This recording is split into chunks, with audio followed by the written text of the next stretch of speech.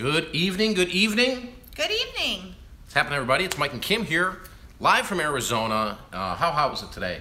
Hot. Like 115 or so. Yeah, it's been hot all week, hasn't it? Very hot. Yeah, it's like the seventh circle of hell. But it's a dry heat. There's a difference between a dry heat and humidity heat. It really is. Right? It is a dry, I mean, it's hot, but it definitely is a dry heat. We haven't hit monsoon yet, so that's when the humidity comes here, and it is terrible then. It's absolutely horrible. And that comes, well, it's coming soon. They say we're supposed to get some rain next week. We'll see. I don't know. Yeah, it's definitely stifling, that's for sure. We're going to be looking at the chat here.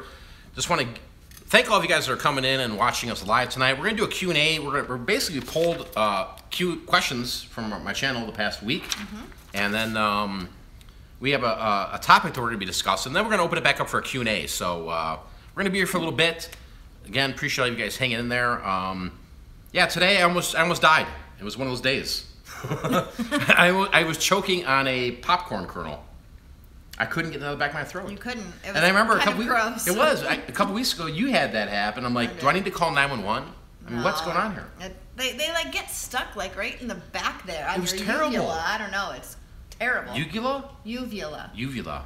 That's that dangly. Oh, I know exactly. I know exactly what that is. Clearly. But see, you learned something new. Look at everybody just learned a new word. Uvula. Uvula. Uvula. That sounds like some new tint on a window. Uvula. I thought you were going for something else. No, not the teat. The tint. All right, so going to fly through some of these questions. Again, we are looking at the live chat. Yeah, wow, I need glasses or something. Can you actually read that? I can read that, yeah. Oh, really? Because I can't. Yeah, hey, if there's craziness going on in there, it happens. It is what it is. This channel's been around for a long time, guys. We've been reselling for 17 years. The YouTube channel's been out for, what, 7 years?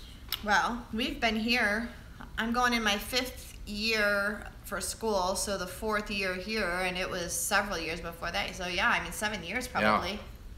Yeah, I mean I've been putting the videos out there, and I enjoy the daily vlogs. It's fun, right? Because it's always like a mission, like what we're gonna do, what we're gonna post, and I think it motivates other people in that short period of time of that video to go, hey, look at what Mike sold or whatever, and just go out there and hustle and bustle, right? Someday you'll have to put an outtakes video in there. Yeah, I should.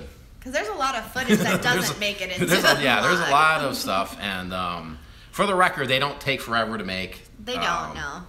Anyway, there'll be a time and place for that. So let's jump into the questions here.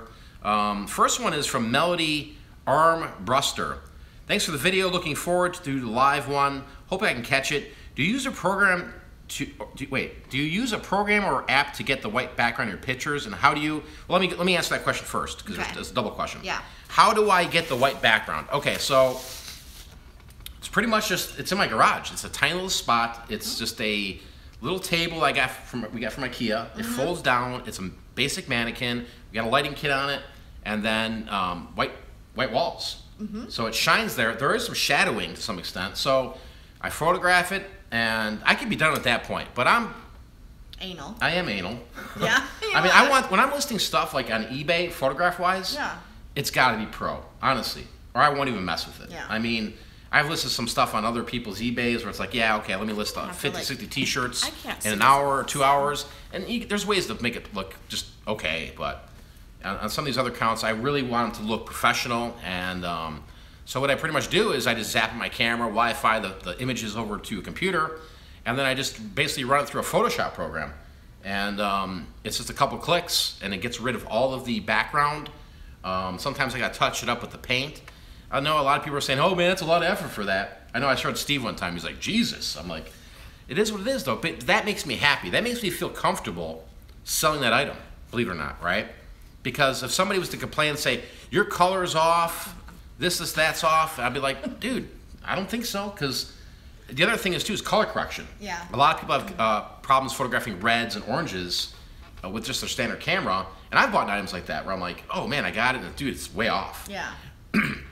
By doing the extra step through Photoshop or whatever Photoshop, there's free ones that are out there called GIMP. You can use those, and you basically have the item in your hand. How many times have you seen me by the computer? Holding the item, going, Kim, does this match? You know, and it's the attention to detail to give that customer exactly what that color is.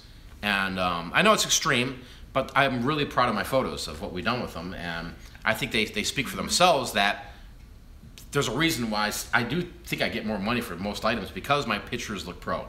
And you don't have to have, if you don't have a white wall, you can use a poster board. Just get a white poster board, but not the thin poster board, like that thicker kind of one. You can use that too. We've done that before in the past. Well, the table itself that's sitting on the wall, it's one of those fold-down Ikeas. Yeah. There's a white cardboard on there. Yeah. And it's kind of the thicker one that has like the foam. That's the one that we found works best, because the thin one's like an actual poster board that you'd use for like a project or whatever.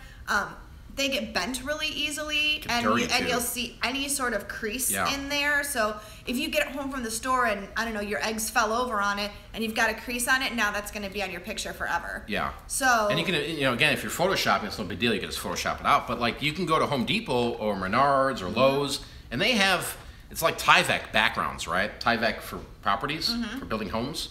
They have big white chunks you can buy, like $4 or $5. So you could buy 2 of those, and you got a big chunk of area that you could put in your basement, your garage, wherever you're doing your stuff. So the next question she had was, this was Melody, how do you test the old video games? How does Mike test the games? Because I've got a magic pill. Has every single game system. Yeah, that's really what it is. I mean, truly. I know it sounds crazy. Has Sega. I don't have them all. Genesis, he's got NES. I don't have a Sega Saturn. PlayStation 3. I did have one that's broke. But here's the thing. Nintendo, Super Nintendo, I've got every one of them. Atari.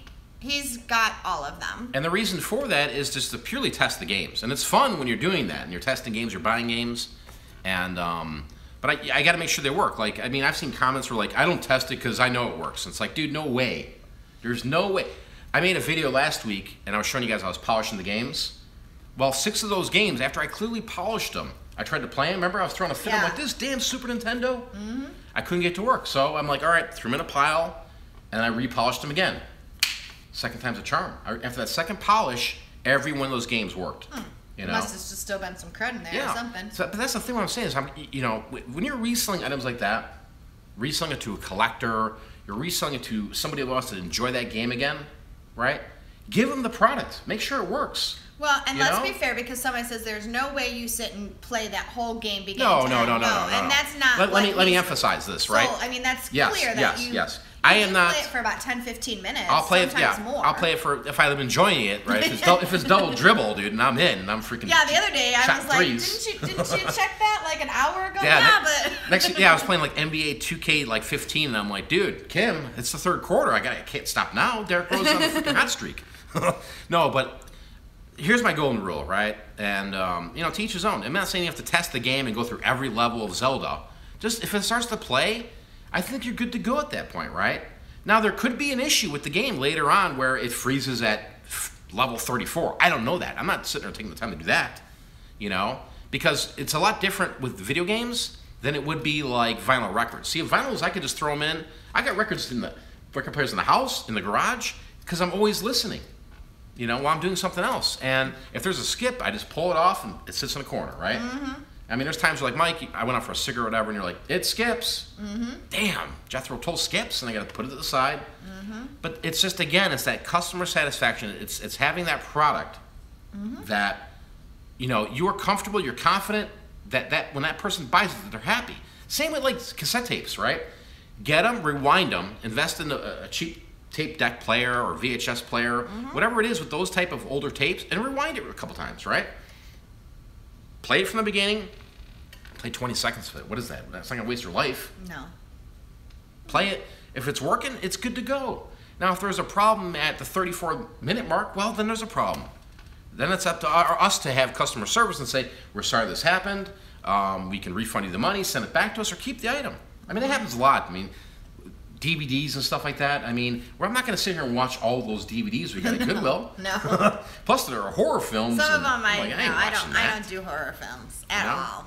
So, but just the due diligence is what I'm trying to say is just having that sense of pride when you're selling products online, right, or locally, whatever it is, man. I mean, if you know blatantly that N64 Mario Kart's broken, and you want to just go out there and toss it out there, I mean, you do what you need to do, right? but clearly state it. Hey, works or doesn't work. That's it. And even then, you could still run into buyers who are a problem's going to happen, right? I mean, it's like life. There's going to be an issue. If there's an issue with a buyer, you got to deal with it.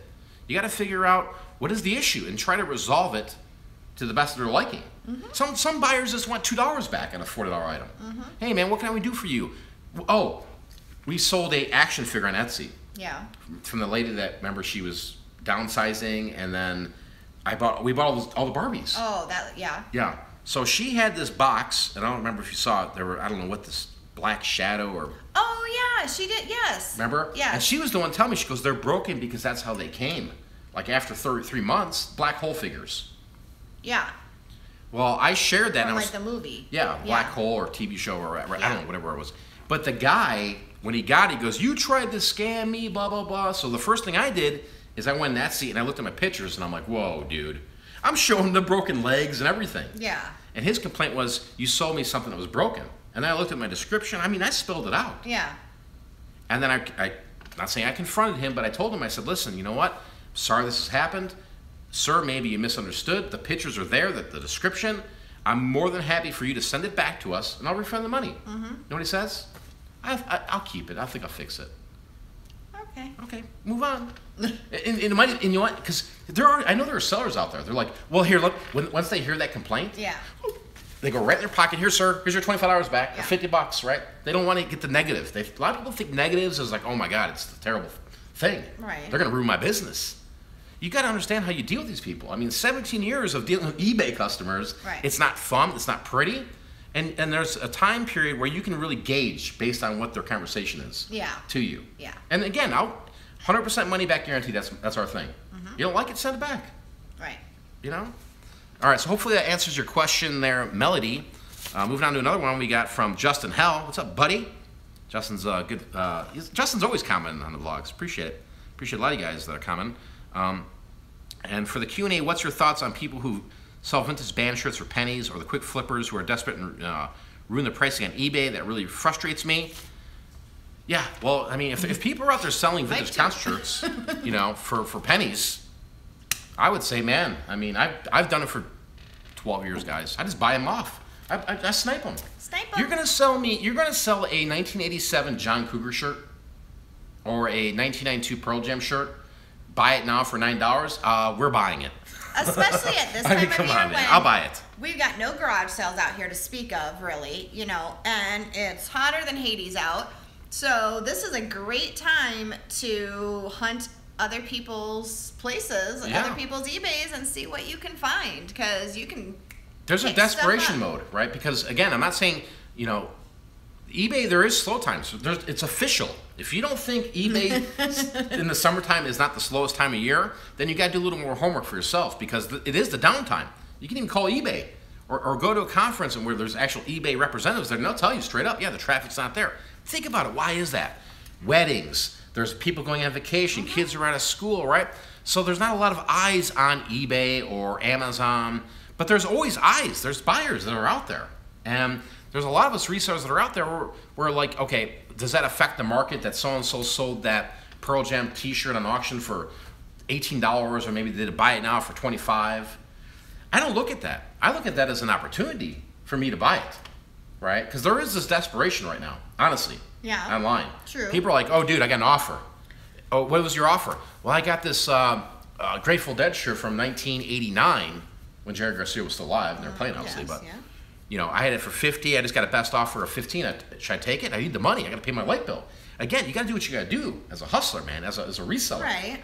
That $15 might go in your pocket to get Burger King tonight. You know what I mean? It might pay a light bill. If you need it, you need it. But does it overall? And somebody in here was saying the same thing. I think there was another question on here about it, maybe. But does it affect the overall market? One, I think, and here's my take on it. I think. One time that it happens, like if you see randomly everybody's selling an item for, let's say, $100, okay? Yeah. Everybody's selling it, and then you see this one weirdo that sold it for $15. Yeah. Okay, but the market generally seems to command $100, and they're selling consistently at $100. So somebody got a heck of a deal at $15, but then everybody else is still at $100. Exactly. Then no, it doesn't. necessarily affect the market. Just because you saw one at 15 doesn't mean all of a sudden, oh shoot, I better put mine at 15 and that's it. Yeah. Don't think that way, because that's how we made a lot of money. Yeah. Is understanding. Listen, people are going to bail on T-shirt prices, and we just sit high and pretty, waiting. We're waiting for one buyer. I mean, we've sold print shirts for $400. We've sold Iron Maiden shirts for $1,000. That was hard to sell that it's shirt, hard to sell it.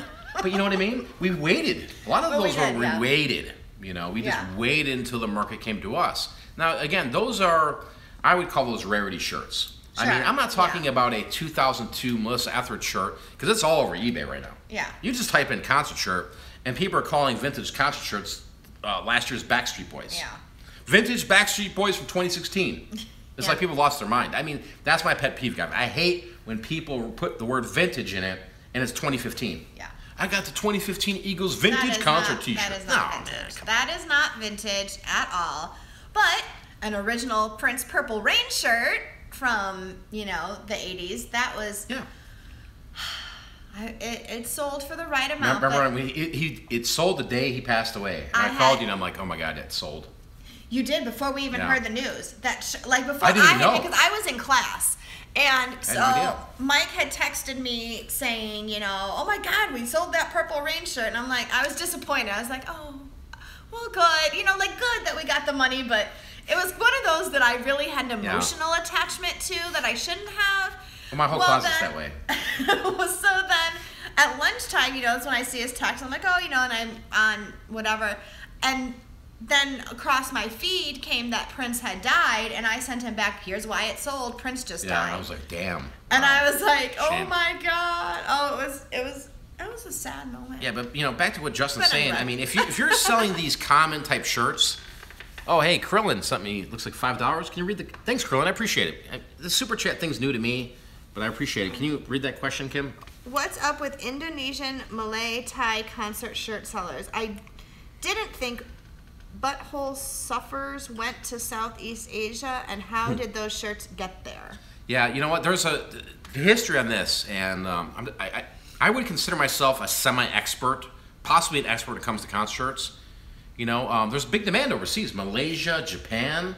These people love that stuff. They love the American music. They eat that stuff up. Yeah. I mean, we watched that Gene thing on Netflix, so you guys got to check it out. Yeah, that was pretty interesting. About the guy that travels and gets nothing but the vintage Levi's and stuff. Yeah. But to answer your question, there's a lot of forgery. There's a lot of fakes that are out there, believe it or not. And there's a lot of... Things changed when the Kohl's, the Targets, the Walmart started doing those repops. Yeah. Right?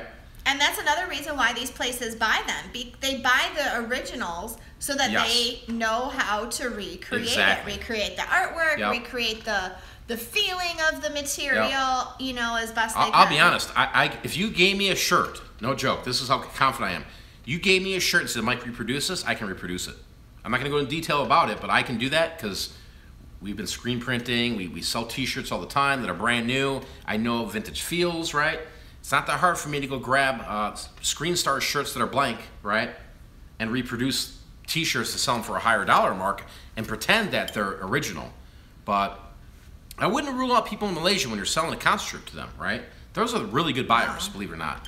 And if you're in that market to sell vintage T-shirts, and there's a whole other spiel we'll talk about here about vintage shirts because other people are asking about it. But the thing is this, is that they are buyers out there. Mm-hmm. There's buyers that want this stuff, and they'll pay for it. I just sold something today. I'll just spill the beans. I sold a Pink Floyd, if you guys been following my channel, Berlin 1990 jacket, $100, like that. $110, right to freaking Italy, you know? And it does suck that there's a market that people are going to grab an original concert T-shirt and reproduce it out there. You know, there's it's that whole retro thing now because people. I've seen it. It's all over YouTube. You can just go look at any cool shirt. Like take, for example, an Iron-On Transfer 1977 Elvis shirt, right? What are you seeing? Nothing. Somebody who just, I don't know what their problem is. All right, well, I mean, hey, block them then. You can hit a button and block them or whatever. But here's the thing.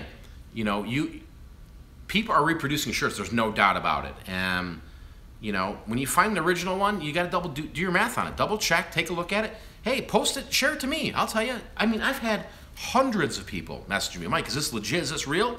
And to the best of my ability, I'll say yeah, right? Or no, it's not. This is the reason why. I had an Anthrax shirt 6 months ago. I bought it. I paid up for it, like $26 or something like that. I thought it was legit. I got it, and it was Fugazi. You know, I was like, dude, this thing's fake as shit. You know, and I didn't say. I just messaged the seller, and I said, listen, this is not what I wanted. It's fake. I'm not gonna say anything about it. Just want my money back. And we've had that many times because we snipe concert shirts. That's one of our niches. What was the Black Crow shirt? That was the best one because people shitty photographs, right? Remember, she took that photograph on the bed, and I'm like, damn, that's a Black Crows shirt, right? And this is right when the Black Crows and Chris Robinson and everybody was like, dude, we're done. I got the shirt in the mail, and I'm like, dude, and I actually bought it for myself. It was a halter top. It was cut. Well, yeah, it was cut off. So it was at one point an legit. Actual like legit concert shirt. It still was a legit concert shirt, but somebody decided that they were going to make it a crop top. And so I got it. I'm like, dude, I was looking like this. So I messaged the lady and I said, listen, there's some misunderstanding here, man, because I need the other half of the shirt. And this person was so ignorant to me, right? They were really ignorant. And I fought that case with eBay. I lost the case. I had to eat $27 off that Black Crow shirt. That was terrible. Anyway, but yeah, Krillin, man. Krillin, I know you've been watching the channel for a long time. It sounds like you're into the vintage t-shirt game and stuff like that. Just keep your prices high. Run some sales. Try Etsy. I mean, there's all types of stuff. There's Grailed. You can go to Grailed website, sell them there. Shit, you can sell them on Instagram, man. I mean, you guys know the hustle with that stuff. Make a move. Logan's Hooker Adventures. Do you ever watch for UFOs while you're out there in Arizona? Sometimes. My answer is yes. Mike does. Dude, they're everywhere. No joke, guys.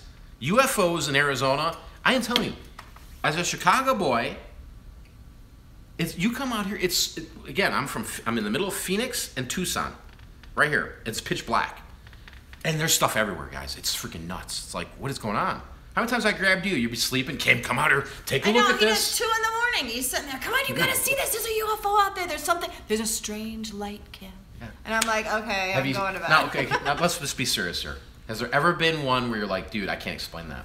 Yes. Okay, just tell them that then, please. So when was that? That was like 2 years ago, right? There was this huge, like, they said that there was something that a military base. A military base did a thing in California. They shot like that was the big one. The big one. Yeah. Remember? Like that was the one when I was like, I remember coming in going, oh my God, there's a UFO out here. It looked like a missile. Like a nuclear bomb. I thought we were getting bombed. It started like this, guys, and it looked like they're here. It looked like a nuclear bomb, remember? And you looked in the sky and it went like this. Small, big, yeah, big, and it got big. Huge, and it kept getting bigger and bigger, and I was like, oh God, it's here. The little green men are coming. I started going back to like a Mark Wahlberg movie, and I'm like, dude, we got to freaking run. We got to do something. This is nuts.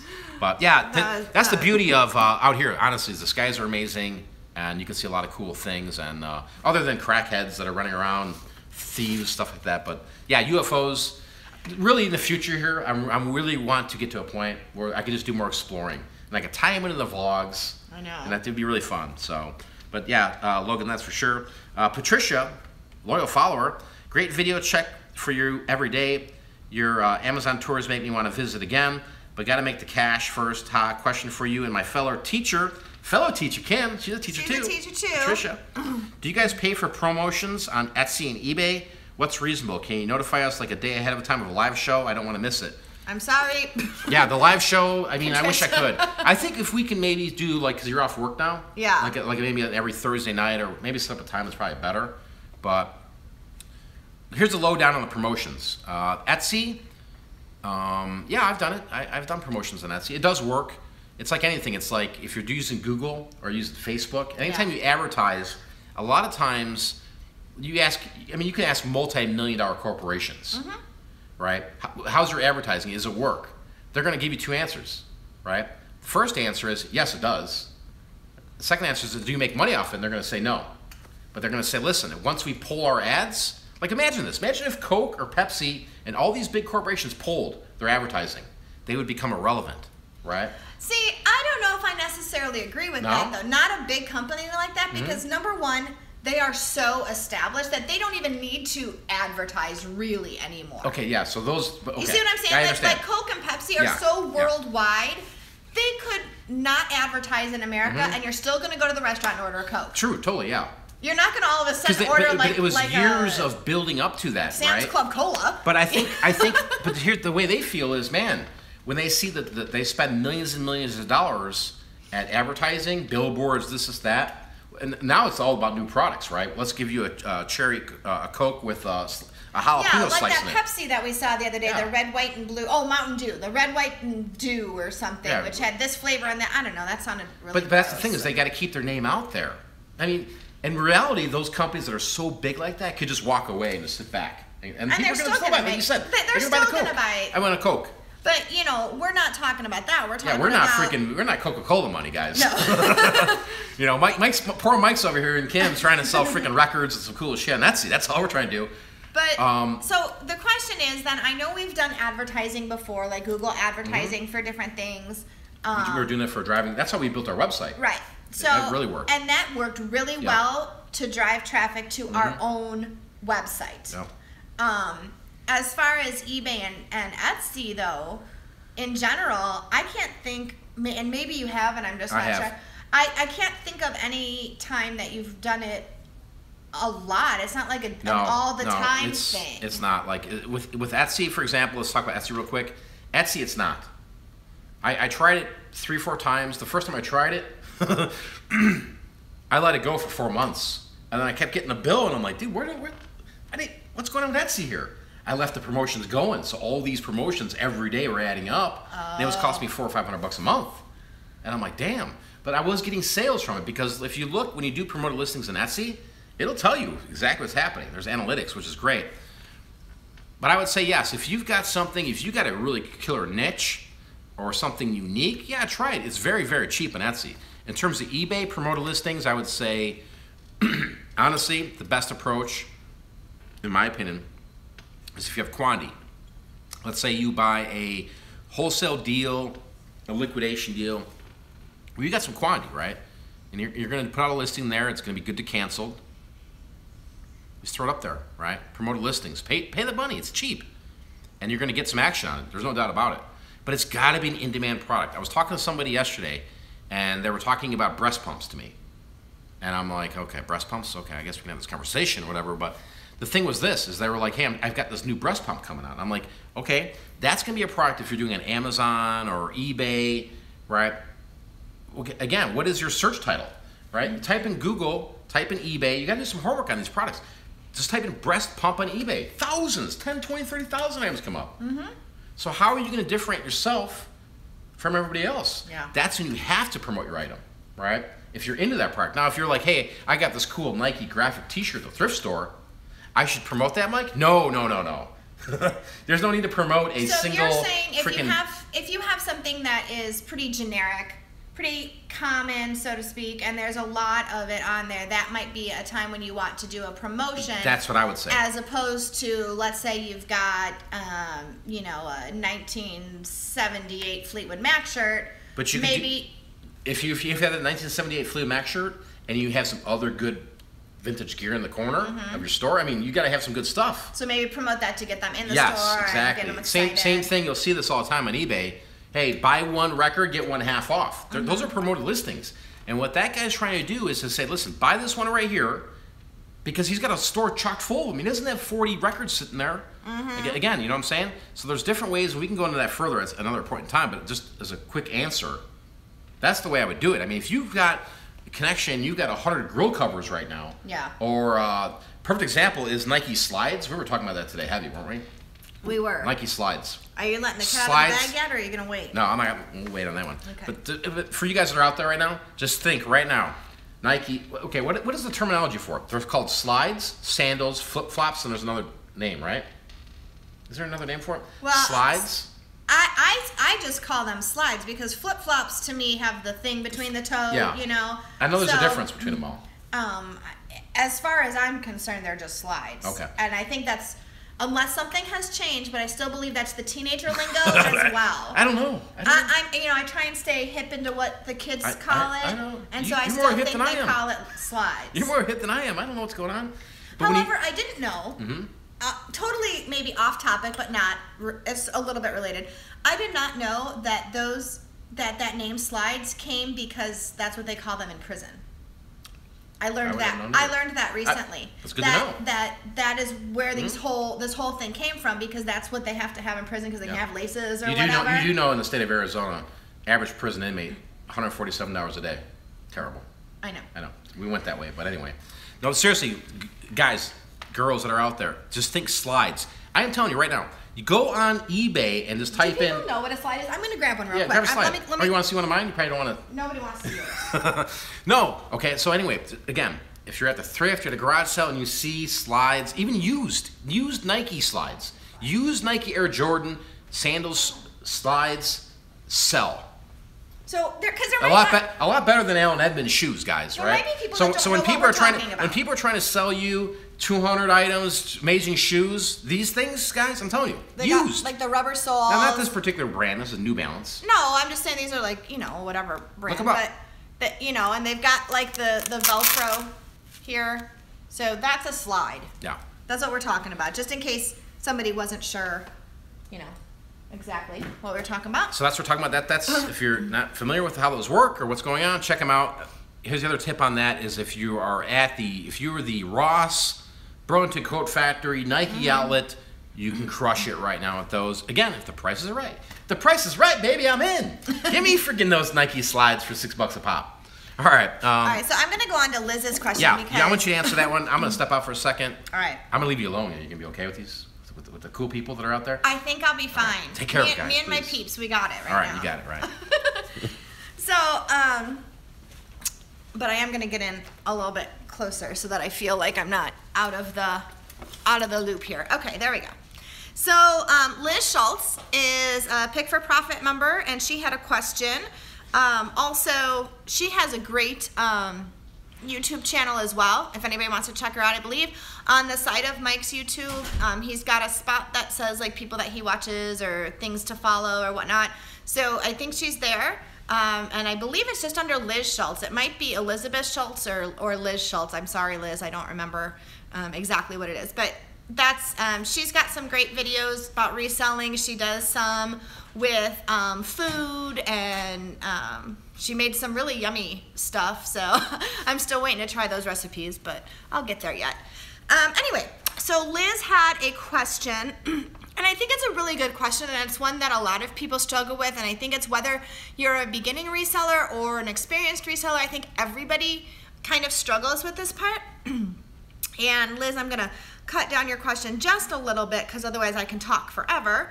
But how do you find a good balance between sourcing and everything else you have to do for the business, like listing, shipping, bookkeeping, etc., etc.? Time management is something I struggle with. He's out of the room, so I'll tell you, so does Mike. He struggles with time management.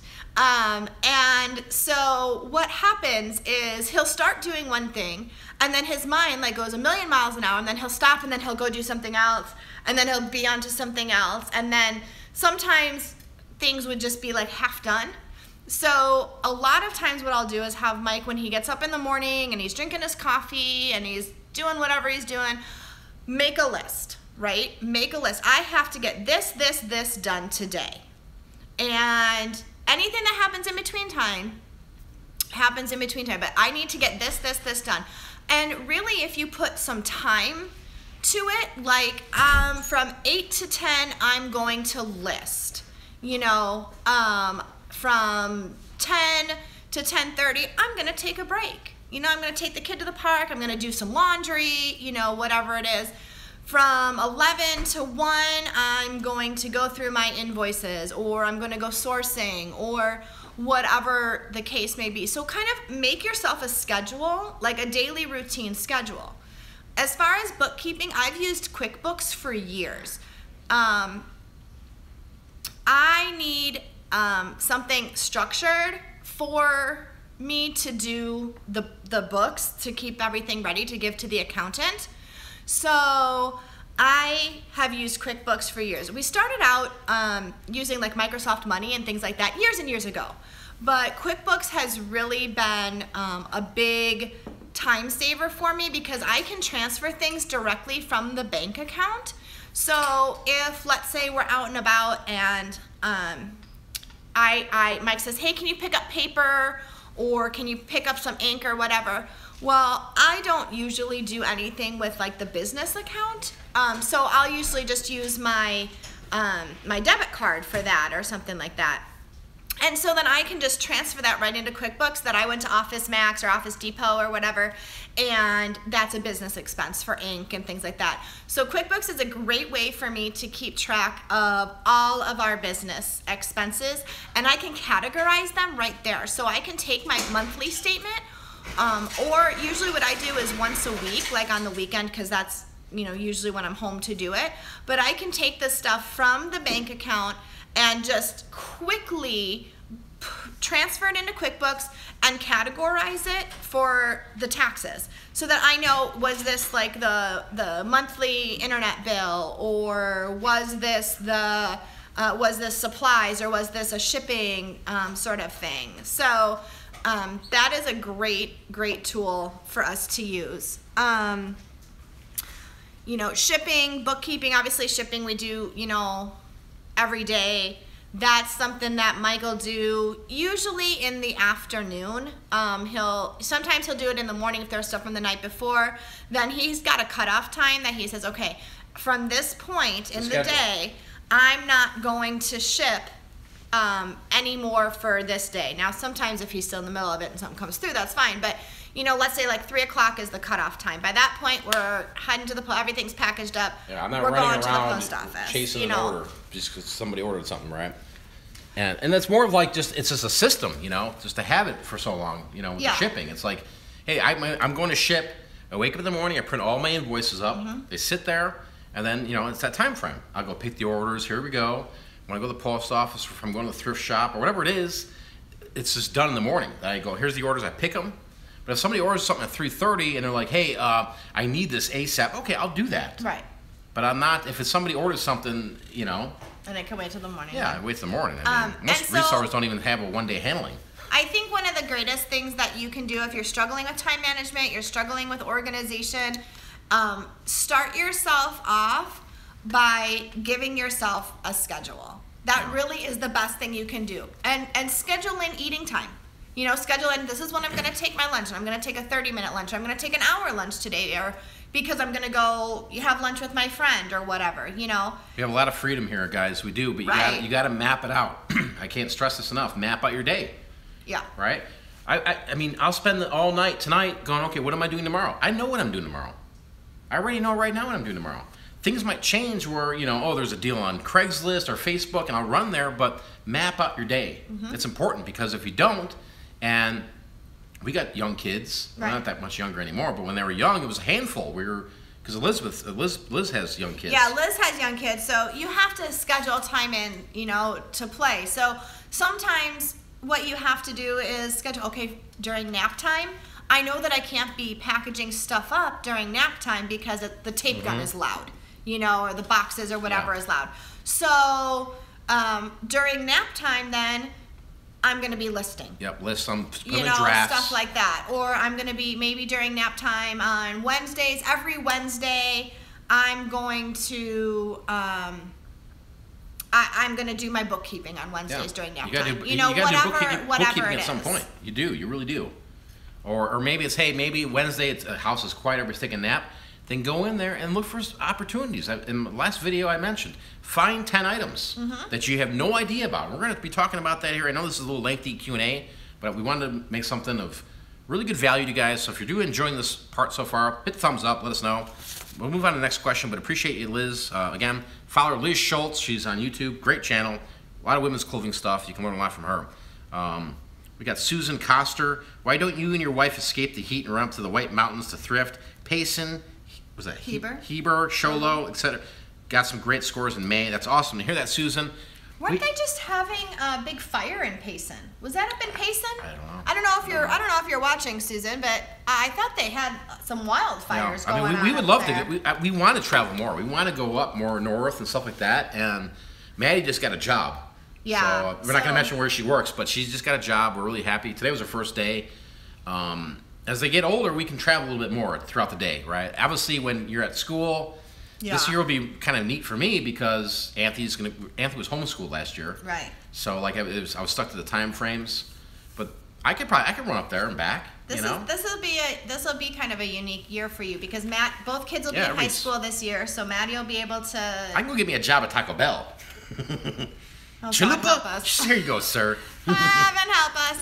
I'd love to head out to Vegas, too. Actually. Mike and I have talked about that, too, taking a weekend trip up to Vegas. We're so close to Vegas, Los Angeles. San Diego. We've driven those Mexico. areas before.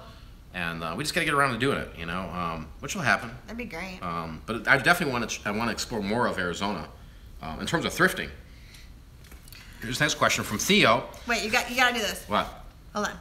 Did you kill those punks? Yeah, here we go. Did you call the cops? Yeah. So Theo says it's illegal to take the law in your own hands. And here, say it again for the people that missed it. Did you kill those punks or call the cops? I called the sheriffs. That was my horrible. That was like a Clint Eastwood / like you should have got the Batman mask out, right? But yeah, nobody killed anybody. Called the sheriffs. Let's just touch on this real quick. Most of my nights here lately, guys, I've been organizing a what would you call it? Like a neighborhood watch, and it's difficult to do that. But it's something I really personally want to do. I want to help the community. I want to show things. Today there was a picture on Facebook. You saw that. It was terrible. Yeah, somebody left their dogs. Somebody left their dogs. This heat out here is hot, guys, right? The cement alone is like 160 degrees on dogs' paws. They left these poor dogs in the backyard. So one neighbor felt bad and said, oh, let me just go to their hose. And they left the hose running in the backyard just so the dogs wouldn't step on the rocks. And then they posted on Facebook like, oh, this is okay to do, right?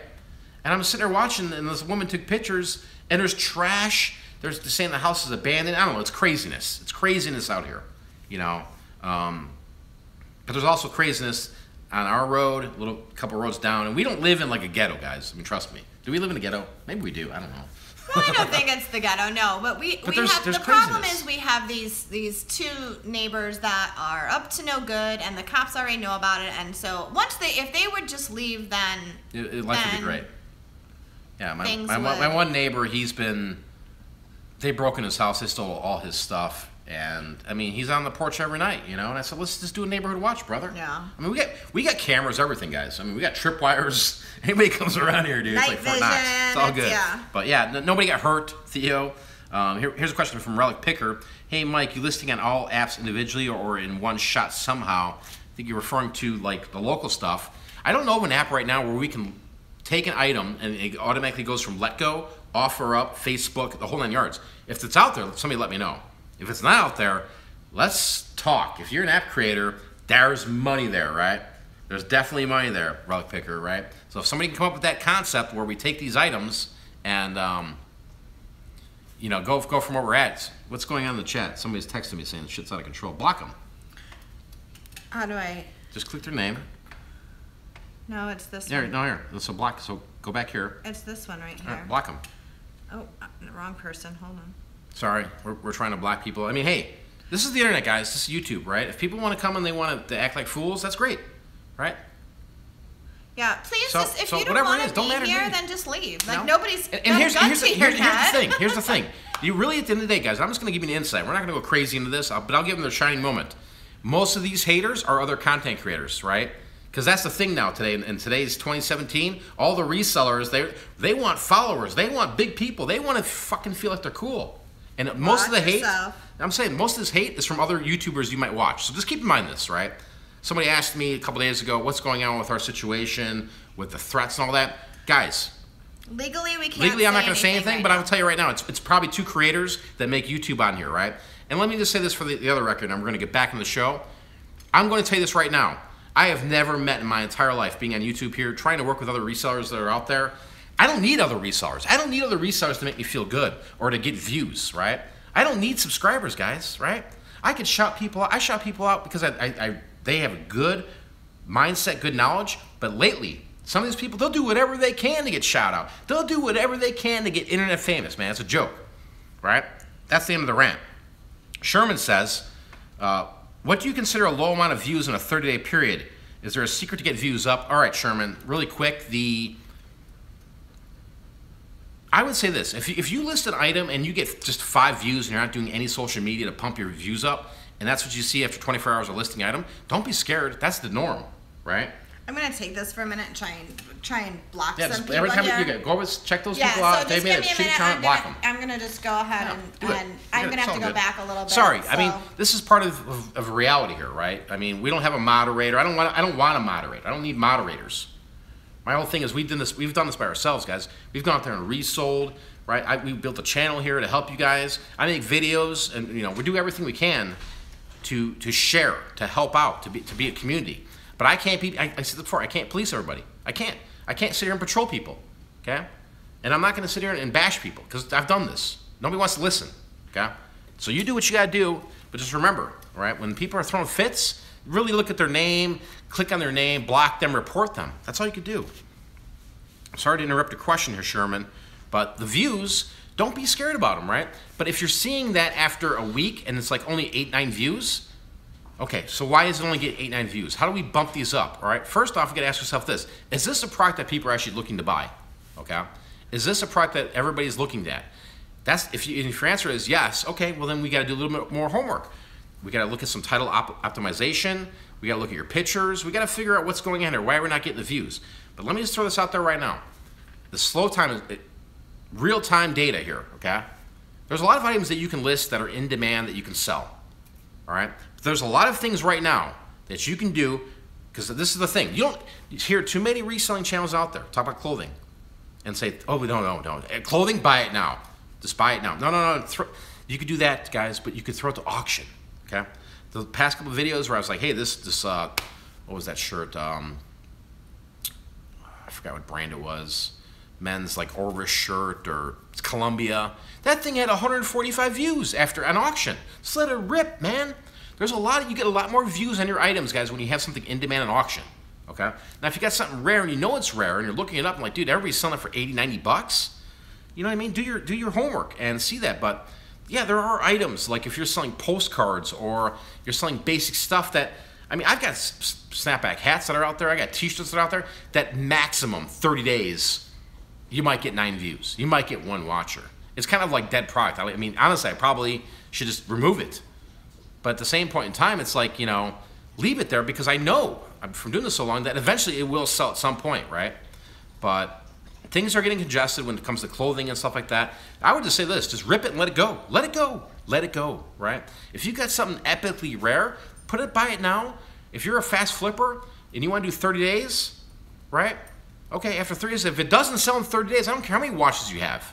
Lower the price, right? If it doesn't pop at the price you're like, dude, run it to auction, let it rip, man. It's eBay, man. Make the money today, man. Make the money now. What are we waiting for? Make the money now. Let it rip, right? What? I think I've got them taken care of. All right, Kim's got them situated. I think. Crazy sorry, Sherman, people. I wasn't. It's craziness. But anyway, hopefully I answered your question. But to follow up on that as well is that there's ways to get your items with social media bumped in views. And here's the fact, okay? I'm just telling this right now for you guys who are listening. You can use social media to post on Instagram, post on Twitter, post on Facebook, but don't post to your friends and family. Create another account. Create Billy Bob's Hey Deals. That's your eBay store, whatever, right? Then pimp it out there, right? You get traffic, man. I mean, if you guys want me to teach you about social media and how to build traffic, build websites, I'll talk to you about it, right? Mm-hmm. But the thing is this, just don't think, oh, I got 300 friends and it's all friends and family. Nobody wants to see your 1992 Alaska hat no. in their feed. Probably not. They don't. Probably not. Well, maybe somebody's like, here's the thing. You can take and bump listings, right, with views through social media that will get in the algorithm of Cassini and eBay, okay? Especially if you get a couple watchers on your item. No doubt. You can check it out, do the math, do whatever. I'm just telling you guys straight up, right? If you guys want to sit there, if we want to be a true reselling community, then some of you need to come to my side of the freaking dark side, all right? Don't start. And just come over here and hear what we're talking about. I'm guarantee this. You put views, you put watchers on your eBay items, dude, it goes right to the tippy top. Just saying. So hopefully I answered your question there, Sherman. Ray Sunshine, how long do you keep your listings up? Yeah, there's a lot of people in here asking that as well. And I'll add on to that real quick because they're asking 30 days or good till canceled. So just to be a little more good to cancel. specific. Okay, I'm in it for the long haul, right? I mean, so I know there's items that I do have that they're long tail, man. They're super long tail on eBay. Like these T-shirts where I was talking about earlier, 10 views, 9 views, whatever, right? My thought is, dude, I got 50 cents or $1 in them, dude. If I can squeeze $18, $19 out of them in a month, 2 months, sometimes you see a lot of my videos, right? 9 months to sell. Well, there's that approach, or there's, listen, let's let it rip to auction. Let's just let it ride, man. I know cats, they have no inventory. They don't have a garage full of crap like we do, right? Yeah. But our approach has always been long tail works, right? Build up an inventory because the sales are there throughout the year, but the quarter 4 sales, when we're talking about eBay and Etsy, it's a freaking upswing, guys, an upswing. So if you have, for example, a store with video games, vinyl records, October, November, December, your sales are going to go through the roof, right? If you've built that business model, again, it's all different business models. What do you want to do? Fast flip it, then sell it, let it rip. Let it rip at auction. You want no inventory? Don't do that. If you're sitting here and going, I've never tried auction, then I want you to do me and Kim a favor right now. I want you to take next week when you're listing 30 items, run them to auction. Dude, you guys got to remember, this is not about, oh, well, that's my Tommy Hilfiger thing, man. That thing's worth $150. Who cares? You have $1 into it. It's all about squeezing and taking $1 in the 9 or 10. Well, and start moving the capital, man. As much profit as you can. But I think if things are slow, we have always found, I don't know why it is, there's some sort of algorithm that I don't pretend to understand, that when we have run a series of auctions, and I'm not saying you have to put everything on auction, but let's say you've got 5, 10, 7 10, 20% auction, guys, trust me. Whatever you're selling. And we've put them to auction, it seems like sales increase. And not just those auctions. Things start selling from the store that have been sitting there for, I mean, recently in the vlogs you said, oh, this was here for 8 months, or this was here for 2 years, or whatever. I'm not going to blab it out in the blog. But we ran some auctions. Yeah, that's what it was. I mean, I'm telling you guys, take 20% of your inventory and run to auction right now. If sales are that slow for you, the original question was, how long do you list these for? Everything is 30 days on eBay, okay? The only time it's good to cancel is as long as I have quantity. That's it. If it's quantity, it's just, here it is, right? It's good to cancel. Etsy, it's long term, man. It's 4 months. It costs me 5 cents a month to list that item. I'm willing to wait that game out. Same with Amazon and some of the stuff, right? Because I send in, and that's something I don't even talk about on YouTube lately, is I don't even talk about FBA or what I've been doing with it. That's predominantly majority of the business. But the merchant fulfilled stuff, oh, here you go. Rip it out there. Who cares? Yeah. And people are kind of having a conversation in here, and there seems to be a lot of comment for both ways about shipping. Shipping. Free shipping? Free shipping. Hey, so find out what works for you, man. Here's the thing. 90% of your stuff is shipping included, free shipping. Free shipping, So, a lot of times people are like, what do you mean by, this sold for $10.99 shipped? Well, that means that the shipping was included. Now, if you're doing that with an item, it's because, number one, you have a very low dollar amount in it, that you paid for it. And so you're still making profit when you take out the eBay fees and the PayPal fees and the shipping and all of that. So I don't want to sell T-shirts for $10 shipped, but if you do the math and you get them for whatever dollar amount, there is a profit there. Or you've gotten it from a big storage unit or whatever. So when you do that, I think people need to realize you're not losing money by doing that, but you have also set the price at a point where you know that you're going to make money, because I'm not going to sell something to lose money. You've been doing shirts and clothing and stuff for a long time, so you're very familiar with how much a blazer weighs, how much a t-shirt's going to weigh, how much it's going to cost if it goes all the way to the East Coast, you know. So those are all things that you need to take into account that I think people maybe don't always realize or think. Especially if they look at a sweater and like, hey, let me throw out the auction starting bid 99 cents for shipping. No, protect yourself. If you're doing auctions, put the shipping in there. Seriously, people will still bid it up, right? Because I'm telling you, those auctions get bumped right up to the top on the search algorithm, right? Of eBay, especially clothing. I'm talking about clothing, guys.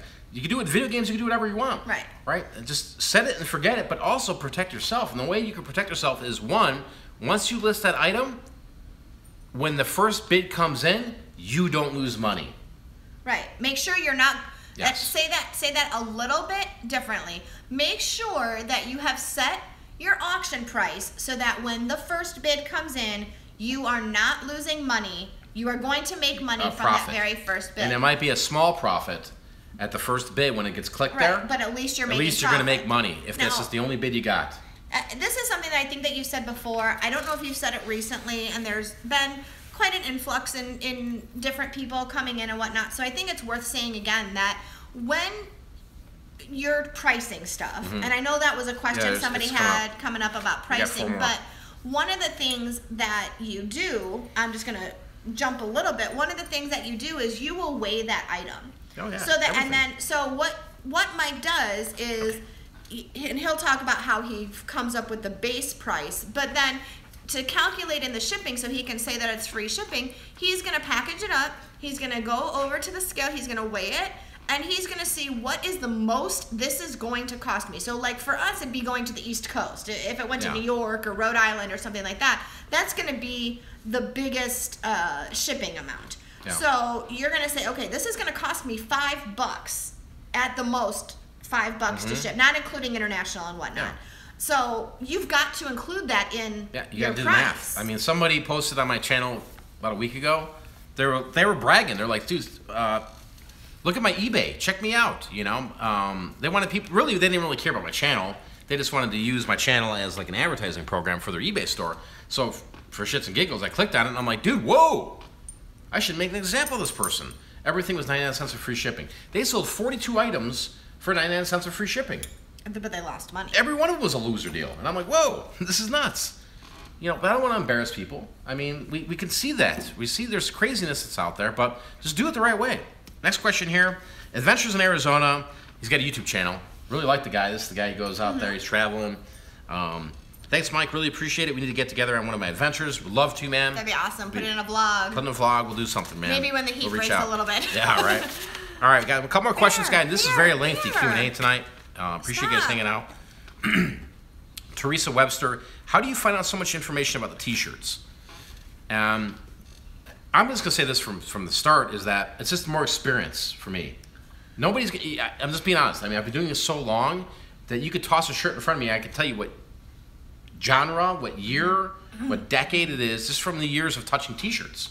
And selling T-shirts. But it took a talent. It took a skill. Yeah, it took time, but you had to learn how to do that. And so I think that's where sometimes it's hard for people because that's your niche.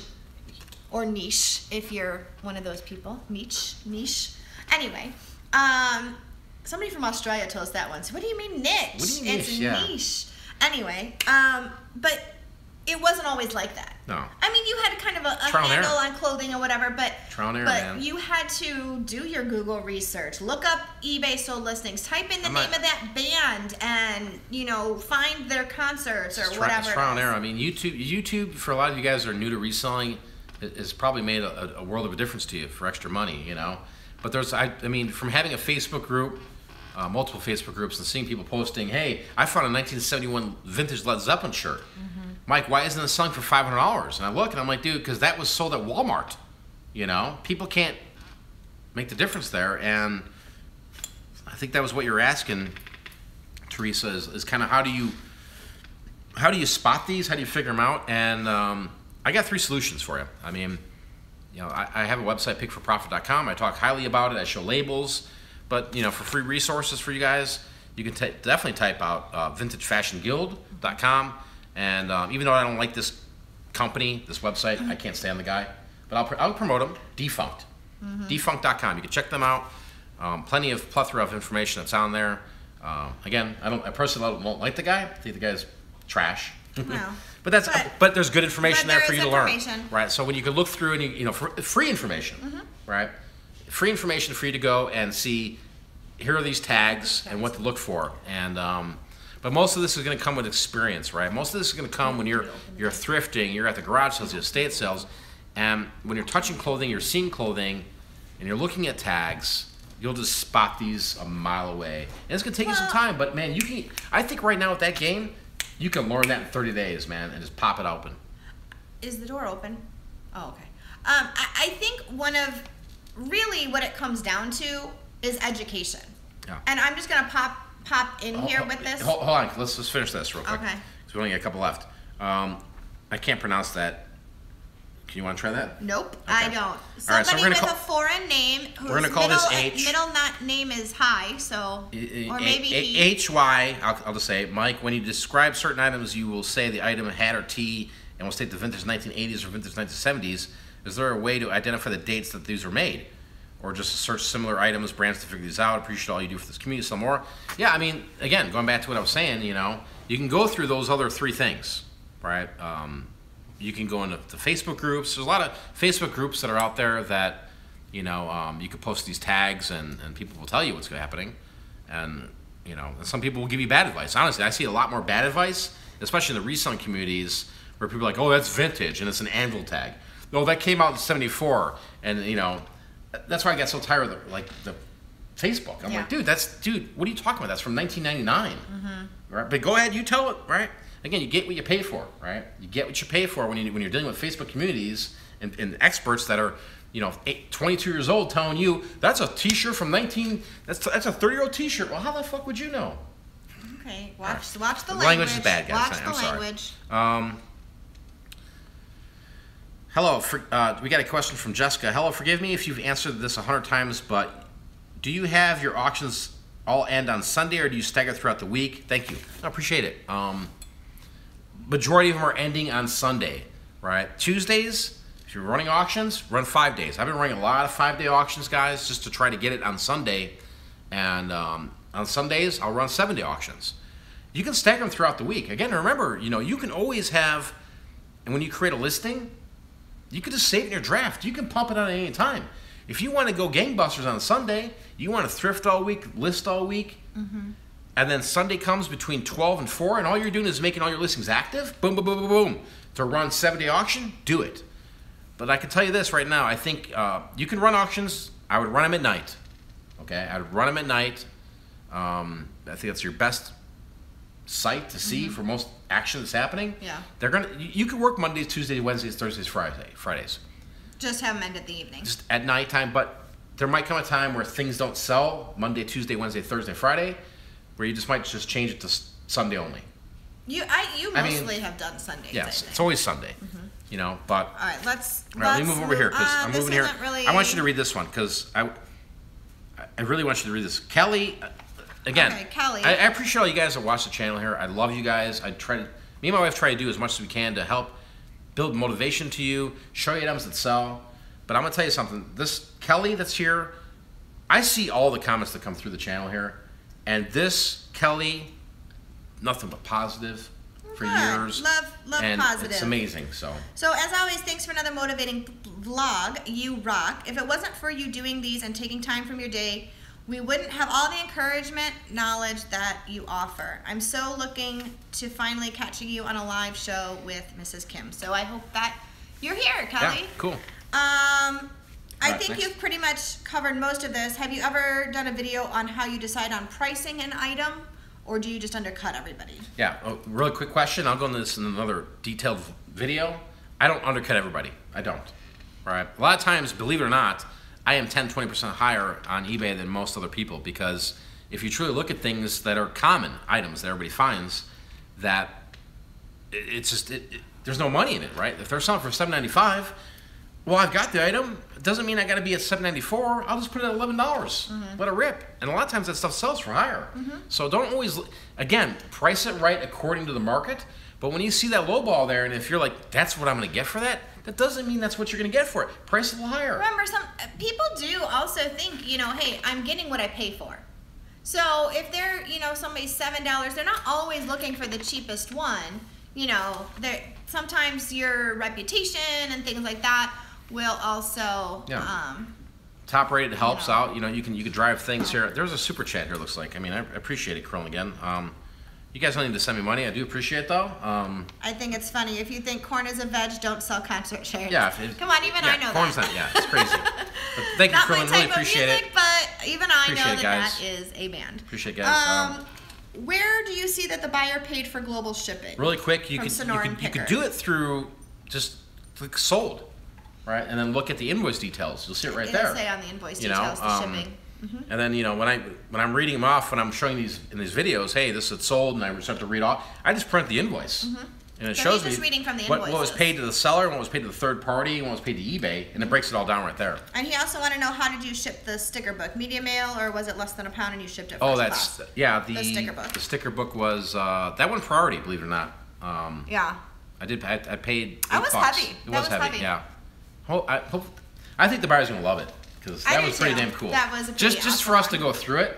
I saw it at the garage sale, and I was like, and I flipped through it. I'm like, whoa, this is well worth 50 cents, man. Yeah, it was totally fun. I would have paid $20 for it. Oh my God, I had that sticker. I would have paid $20 for it at the garage sale, just to bring it home and take a look at it. Yeah, because you saw it. I mean, just I did. It brought back, remember, the puffy stickers and the smelly stickers and. All right, let's get into tonight's topic. Holy cow, this is late. A long show here. Yeah, we might just have to do another live show that is not. All right, let's get into this, because we went way too long, and that was a lot. There were a lot of questions. Yeah, there was a lot of questions. And again, if you guys want us to ask, because we're going to be doing these weekly shows here from time to time, every week. Okay. Leave a question on my channel. I see it all, guys. That's how we compiled this, you know, for the past week. So, do again appreciate you guys watching and commenting. And but let's go into the topic here real quick. But let's not spend too much time. But I want you to really start this. See, this is the problem. Don't spend too much time. We've already been on this long. I know. This is like a topic that well, let's ask everybody right now. Okay, so let's ask everybody right now. Leave a comment right now. Quick poll. Do you want us to keep moving forward? We're going to be talking about education. Educating yourself. Understanding the importance of self-education. Okay? Leave a comment. Say, yes, I want to hear about it, or no. If we see yes, we're going to talk more about it. Otherwise, we'll just have to save it for another time. So this is good, because here comes Kim. Do you see enough? Guys, don't be shy. Hit the freaking yes. Do something. Yeah, they're okay. All right. Okay, I will keep going then. I see a lot of yeses, so I will keep going. So I think this was kind of my part in the fact that a lot of the questions that we see on Facebook and on YouTube and all over the place is about education. And, you know, how do I do this? How do I do that? And a lot of it really boils down to you have to educate yourself. And for some reason, you know, I don't know, it's like sometimes, not everyone certainly, but sometimes resellers don't seem to want to educate themselves. And I think a lot of it has to do with the way that the world is right now. Is everything's right at your fingertips, right? Why should I have to look something up? Why should I have to do some research when somebody else will just give me the answer? But the problem is that, yeah, somebody could give you the answer, but are you really learning it? You know, it's just like in my classroom. I could give the kids one. I hope, am I still here? Am I still here? Can somebody let me know that we're still here? Yeah, I'm back. Okay, sorry about that. Sorry about that. My mother-in-law was calling in and we're doing a live show. Sorry, mom-in-law, we can't answer at the moment. Sorry about that. So, you know, like I was saying, I'm not sure where it cut out exactly, but, you know, I can give the 2 times 3, I can tell the kids, oh, that's 6, everybody just remember that that's 6. But if they can, you know, work with some materials and really understand that, you know, 2 times 3, you know, is 3 groups of 2 and put it together, then they'll really have an understanding of what 6 means. And I bring that up because I think reselling is a lot of the same thing. Mike can give you answers. Anybody can give you answers. There's lots of people that can give you answers, good or bad. They can give you an answer. But if you do the work yourself, that's when you internalize it.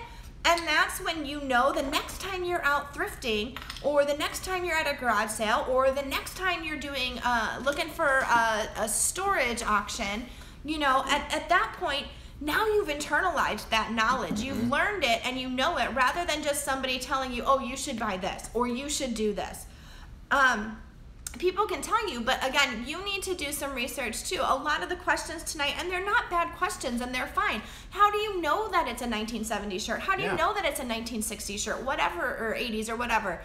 Well, because it took a lot of research and a lot of time to get there. And yeah, he can tell you, well, look for this tag, look for that tag, and give you some starters. But the more you research it, the more you look into it, you know, the better you're going to get, and you're going to be able to start recognizing and seeing those things too.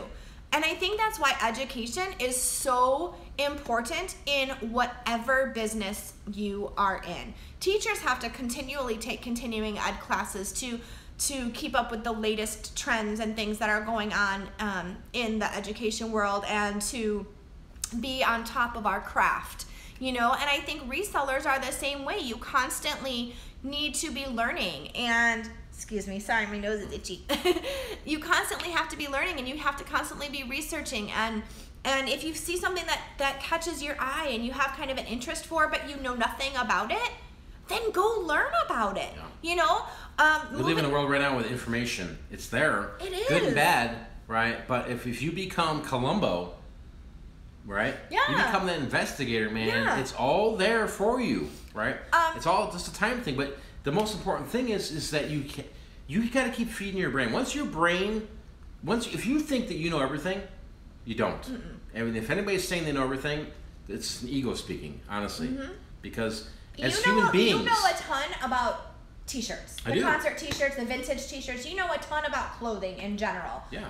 But you don't know everything. No way. You could come across a shirt, you're like, huh, I never seen that before. It could be some new mall brand. I don't know what it is. Yeah. I don't go to the mall. You know, everybody's constantly learning. And I think that if you really truly want to be successful in this business, then you absolutely have to continue to learn. Yes. And you don't have to pay.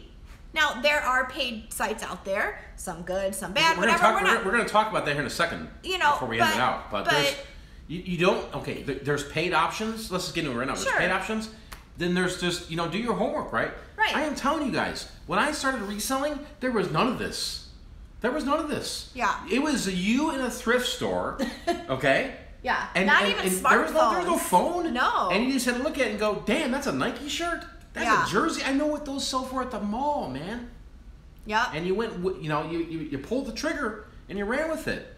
And again, you're going to risk on items, right? Sure. It's like that old saying, like if you're at an estate sale or somewhere, garage sale, and you're looking at it, you're like, dude, I've heard people talk about these reel-to-reels. This guy wants 5 on it. I'm not too sure. Buy it and figure it out. Yeah. Figure out that freaking deal. Because while you're trying to figure out that reel-to-reel you paid $5 for, you're going to learn another part of the drawer system in your brain. That's going to tell you, all right, you listed it, you sold it for 50, 150. And now you're going, oh my God, it's in my brain, reel-to-reel. So every time you're out, you're going to be hunting for these deals. Right. And that's the thing, it's trial and error. You know, there's lots that you can look up. No one's saying you don't go out and don't have your phone with you, of course, but after a while, after you've started looking up the same thing, after you started, you know, selling the same sorts of things for a while, it'll start getting into your memory. You know, I teach my students something, it's called a growth mindset, and I've talked about that before. Talk about that. And that's very important to have the growth mindset. We actually have these synapses in our brain that when we make a connection with something, it grows brain cells. You're never too old to stop growing brain cells and to stop learning something. You really aren't. And so the more you do something, it starts out in your short-term memory, and you're like, oh yeah, there was something about that, but I'm not sure what. And the more you do it, it becomes part of your long-term memory that now you can almost visualize that tag. You can visualize that thing, oh, this is very similar to this other one. I wonder if it's worth it. So, it definitely is something that you have to put in that time and effort. And we talked about time management earlier tonight. So maybe if you are somebody who is new, or you're trying to get into a niche or whatever, maybe put that once a week while you're sitting there watching TV. Be on your phone, and just start searching something up, and while you're listening to the TV and whatever, you're just kind of starting to look and see, hey, oh, that looks interesting. I'd like to learn more about pottery. I'd like to learn more about art or whatever. That's how you learn. That's how you go. And do some research. All these things, every product that's out there, you can learn something from it. Excuse me, whether it's a vintage T-shirt, then it can bring you down a whole other rabbit trail where it's like, whoa, I had no idea Iron Maiden shirts went for this much money. Or, God, Stevie Ray Vaughan, right? Or then, whoa, wait a minute, I just typed in Stevie Ray Vaughan on eBay, complete listings, and ticket stubs? I had no idea about ticket stubs. Right. And I mean, you just start going and going, and then you become dangerous. Yeah. Because I'll tell you what, I mean, yes, I do look up items when I'm out and about, but I don't spend too much time, because for me, my time is valuable. I don't want to play Mike with the iPhone. I can't even thumb it right. Seriously, I just buy it. Is the price right? I'm in. Yeah. Especially the garage sale scene. Yeah. It's like, dude, I'm in. Yeah, it's weird pulling out your thing at the your. I mean, some of these younger It's weird pulling out your iPhone. But it's also weird to pull out your thing. There's channels out there on YouTube, Cam, where they're just like holding their phone, like, yeah, I'm at the garage sale, and this woman had no clue. I paid $1 for that TI-84, and guys, you know how much that stuff goes for. They're taunting it, dude. That's ignorant. Yeah, exactly. They're like flaunting it, like, especially the people at the thrift shop. They're walking around, and trust me, guys, they're watching these YouTube videos. Don't be going to Salvation Army and be like, yo, I got some flame, bro. Look at this Tommy Hilfiger thing. Yeah. I watch these videos, I'm like, dude, what are you doing? Right. You're just doing it for views, bro. All right, well, we, honey, have been going for a long time. Quite a while. All right, so let's end it here, guys. I'm going to talk about a couple things. Apparently, unfortunately, my Freudian slip of the tongue there. Oh, you swore? No, I didn't swear. When I said about the thing, unfortunately, has turned into some nasty comments. Fine. People could not be adults, apparently. So let's end it here, guys. Here's the thing, right? Really, really appreciate all you guys are watching here. We're no different than anybody else out here, guys. I'm just say this. I guess we're going to have to do another one, because this is so much fun, and we've gone for so long, and we have so much more to cover. Yeah. Here's the thing, is we are no different than you guys that are out there, right? I mean, we've scrapped it. We've struggled, right? We are not millionaires here, right? Nope. We are out there, and we've put ourselves in positions to win. Okay?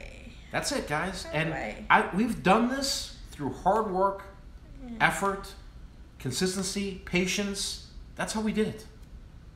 Again, we are not filthy rich. If you're coming here and you're looking for, Mike, just tell me how I can make $10 million tomorrow, I can't give you that information, guys. I can't. But I can tell you this. If you want to educate yourself, you want to learn more, I'm going to go through a couple things here really quick, and we're going to end it tonight.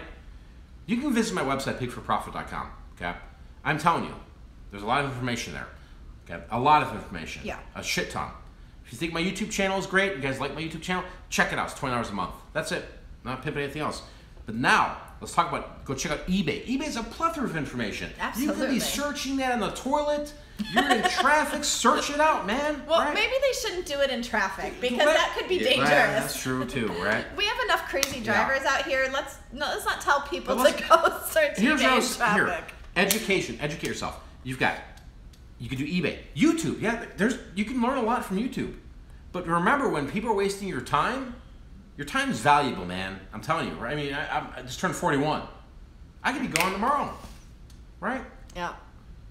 We're sharing our moment in time with you guys, okay? And just like you're sharing your moment watching us. So we're going to give you value, okay? You can go to do things like, Google it, right? What are the top here? Don't even. No. I'm not going to. No. Top 50 clothing brands. Google it. Just Google it, and you'll be shocked what it is. Before you buy that ebook, before you buy that 100, what are the best clothing men's shoes to buy? Why don't you Google it first and you'll find it all out?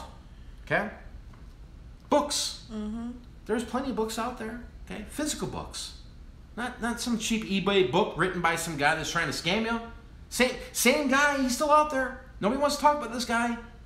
Let's go throw it out there. Don't. Let's throw it out there. No, curing just cancer. stop. I'm saying. Let me just emphasize my point. They were trying to cure cancer 2 years ago. Kindle. Now they've spread wild. Okay. That's up to you guys to decide. Books. Find a niche. You go to the thrift store. You see a book about spoons. Maybe it's worth a fucking $1.50 to buy it. Language. I know. But you know what I'm saying? $1.50, I can learn about spoons. What are the cool spoons? I can learn about the signs. I can learn about metal signs. I can learn about pottery. Right? Buy those things. Invest in yourself. If you're not going to invest in yourself now, you're going to be out in the wind, man. Okay? I think webinars. Can I stop for just a second because somebody's comment came through. Mike's website is Pick for Profit. PICK, the number 4, PROFIT. It is not picking profits. He is not picking profits. There's a couple cats that are out there. They just copied my name, guys, right? That have a very similar name, and nobody wants so to call those people out that have literally ripped my name off. Okay, stop. And let's not even go there. I'm just saying that they've ripped. There's channels out there. Pick for profit. Picking for profit. Yeah, you can't even be original. Most of you cats that want to be content creators can't even be original. Stop. I'm just throwing out two more things. Webinars, meetups. If you're gonna do meetups, meet the right people, man. Right? Don't just do it. Hey, I'm here to network, bro. Look at me. I'm cool. I just want to be on YouTube. Dude, we're here about make fucking money, guys. I'm telling you. This channel's straight up, Kim. I understand. Whatever. It's about making money, right? Right. And if you guys want to turn it off. You don't like what I say. But you meet it up. Do webinars. Be around like-minded people. Don't be around the craziness. Right? You want to watch somebody that does vlogs all damn day long? Really, okay. I'm saying. Okay, you want to watch an hour-long hangout of some guy who said, we did $20,000 today, and then you watch him, and then you find out who he is on eBay, and you're like, dude, this guy sold $100 worth of things, and just giving you mind.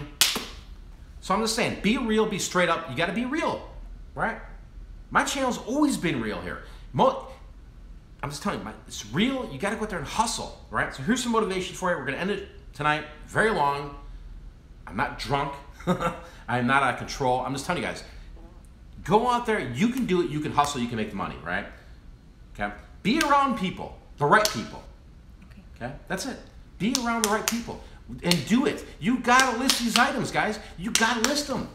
Oh, I bought a freaking thing here. What am I going to do next? List them. How are you expected to make money, dude? Right? There's a lot of people living in this world right now. Dude, they just wait till the freaking second of the month. Here comes a check for you. Right. Here you go. And they're happy with that. They're happy. They're sitting in their house. We're good this month. We got freaking Doritos. You want Doritos? Then you go make the Doritos. Right? I'm talking about freaking making money, building a lifestyle, building a house, buying your first house, buying your first car. Right? Putting yourself in a situation where you got money in the bank. Okay? Go do that, guys. Hustle, make some money. Really appreciate you guys watching. Yep. You guys are awesome. If you like this type of stuff, let us know in the comments. I want you guys to really go out there and truly hustle. I want you to get some education. Get some education. The next 2 days, let's just do like 130%, right? 130%. Oh man, I bust some ass right. Okay, knock out 3 more listings for me because Global Voodoo wants you to do that. Do that for me. Go out there and hustle. No distractions, right? Sit there like you're driving a fancy sports car. Imagine yourself driving that fancy sports car.